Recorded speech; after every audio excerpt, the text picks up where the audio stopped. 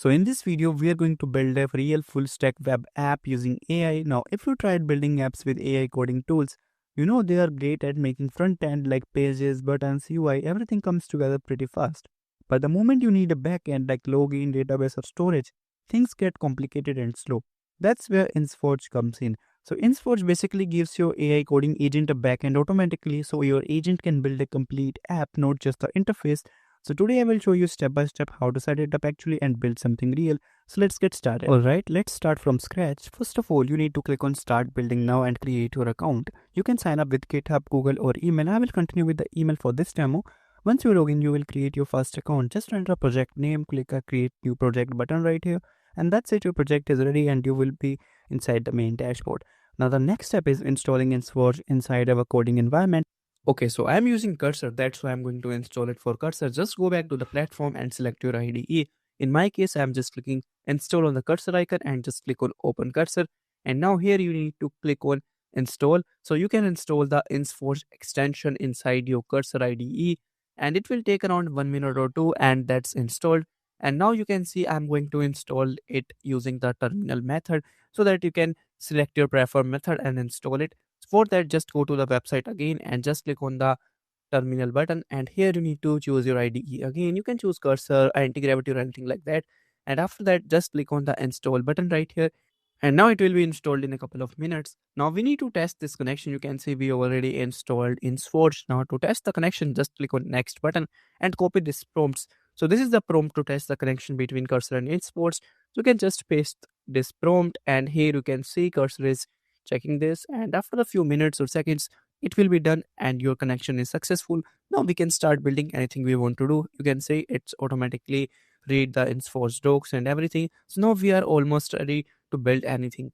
Now I'm going to build a database sharing platform where users can upload image and send it to their friends or any other projects so other user can download this. So it can give you a shareable link. So this is the prompt that I gave it. You can say build a simple web application called data sharing platform. So you just need to give permission, like just click on run and you can see it's writing code for every section and it will take around a minute or two to build this platform. You can build any platform you want. Just to show you the process, I'm building this and now you can see it almost finished with the coding stuff. And here you can see we have a platform ready. Now to see the preview, we need to run a command to see this live preview. For that, there's a command called npm run dev. You can see Cursor also told you to run this command. So we'll just enter this and now we will open this link that Cursor gives us. And here you can see we have our database sharing platform live. Let's test by uploading an image. So I'm uploading this mouse image from here. I will just select this and here you can see I will click on upload and get link. And now you can say this image is uploaded and we get a shareable link or have a download button. We can just download this image from here or we can share this. Like you can say I copy this link. Now I will open this in a browser to see if it's really working. So here you can see when I open this, I can access this image. Also from here, I can download this. When I click on download, you can see it's downloaded too. Now let's test the database. Here you can see I'm inside the database and here you can see all the tables, database indexes, functions, triggers, policies, SQL editor and everything. Here you can see our shared images table as well. So you can access all the images shared here. Let me just show you that one as well. For that, we will just go to the tables and here we can see the shared images table. And you can also delete the images if you want. I'm going to show you that as well. So now let's test by uploading a different image to show you how it reflected in the database immediately. For that, I will just go back and upload a different image. I have option, you can see upload another image. We will just click on it and upload the image from here. Let me just upload the mouse image. I will choose this image one. And now you can see here, we will click on upload and get link. And now you can see this image is also uploaded. And if we go to the platform, here you can see we have second images here called nova.webpage. So this is another image that you can see we uploaded. So we can even download this, delete this from here, or you can download this as well. When we click on delete and if we refresh this page, this image will be disappear from here. Now the next step is we need to add a authentication. For that, I am going to add a Google authentication. For that, I will just give a prompt to Cursor that I need to install a Google authentication.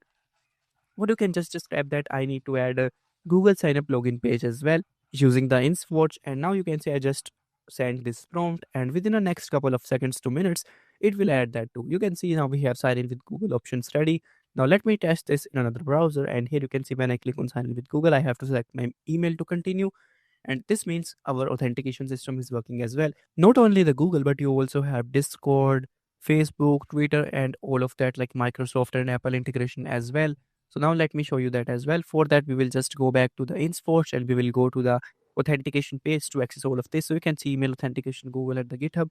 If you need to add another, just click on add provider and you can add those as well.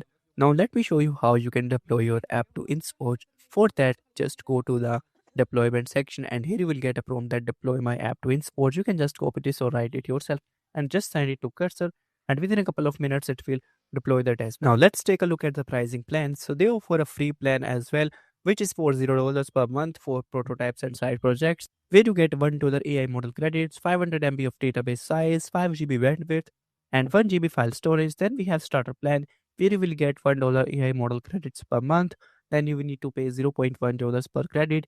You get 2 GB of database size, 50 GB bandwidth, and 25 GB of file storage. Then we have Pro plan for $20, where you get $10 AI model credits, 8 GB database storage, 250 GB bandwidth, and 100 GB file storage. So that's all about InsForge. If you have any doubt, do let me know in the comment and do let me share as well what you built. I will meet you in the next one. Thank you so much for watching.